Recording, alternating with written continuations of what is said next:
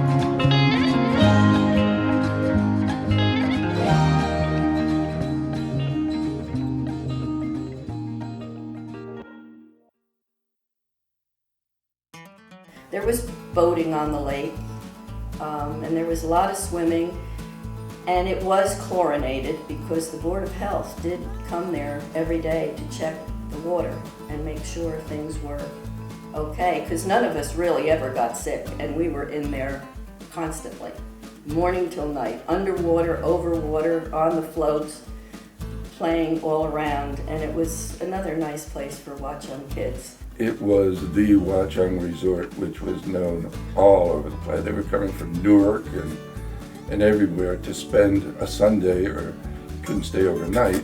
So, but they would come here and spend a day. There were days when you could not walk from the refreshment stand to the water's edge without stepping on somebody's towel or blanket. I mean, it was that crowded. And there were some Warren friends of mine that actually, some summer evenings, we would sneak down to Best Lake. You really weren't supposed to swim in Best Lake, but there was like a floating dock in the middle, so you could swim to that. But the lake in the summertime stayed open until 10 o'clock at night.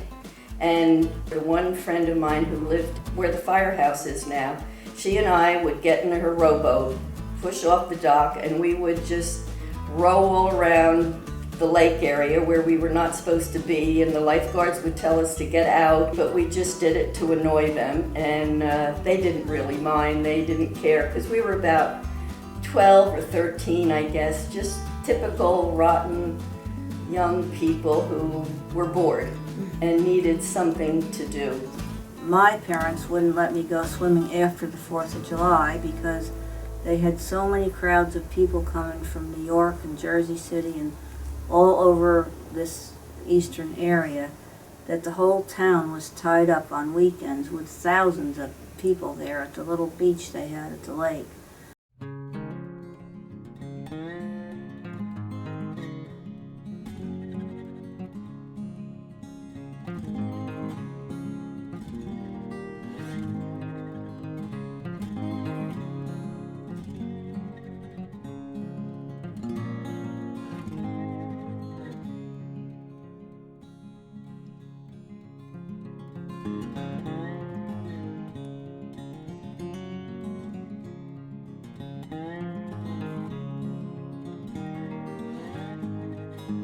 pay the 4 cents tax to get in the lake, and our parents never gave us any money, so we would go around the perimeter looking for soda bottles to get the deposit to get in the lake. My brother and I parked cars in the lake for years and years. There was like no charge for parking, and they would give us a tip or something. There was an old guy, Emil Clems, who lived up off Mountain Boulevard, in a little shed there.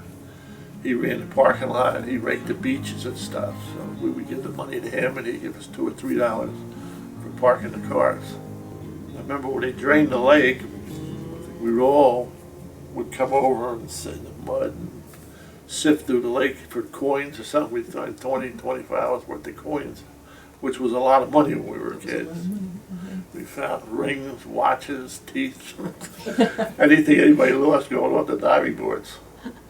Below the dam, where the park is now, was all a wide open parking lot. And there was no charge for parking. We parked the cars, and we just worked on tips. We went into business across the brook. It was a small area that was clear, but nobody ever went in and nobody ever did anything with it. We got permission to run our own parking lot on that side of it. Well, it couldn't be our own parking lot. It had to be a spur of the main parking lot.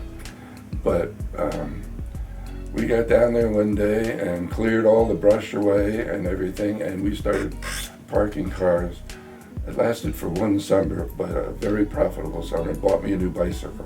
Yes, they had swim teams, but then a couple of times, maybe it was every weekend, they had swim shows, and people would come and watch these swim meets and different things. Everybody in my age group, a lot of people, would work at Watchung Lake all summer. We did, it's from like the 8th grade on, and they had a refreshment stand there, and you could either work selling tickets or work at the clothing booth where you gave out the baskets for people to put their clothes in. And besides that, all of our friends just hung out at the lake and spent all of our free time and working time at the lake. Of course, I worked with Barbara and a lot of the other kids, and I took care of the valuables. I used to check people's valuables, their wallets and their watches and stuff, and we had a safe, and that was my job for all during high school. Oh, they had rowboats that they rented out, and every morning the lifeguards would go down and get the boats all cleaned out and ready for the day's activities. But there were 2 little boys that lived across the lake, and every single morning they would come down early in the morning and they would wait, and the lifeguards would row over and take the little boys over to the lake, and then my friend Betty Jean Greaves Aldridge and I would cater to them all day long, take care of them and make sure they got something to eat, and they would spend the whole day there all summer long. Was there for years. That's where I grew up every summer.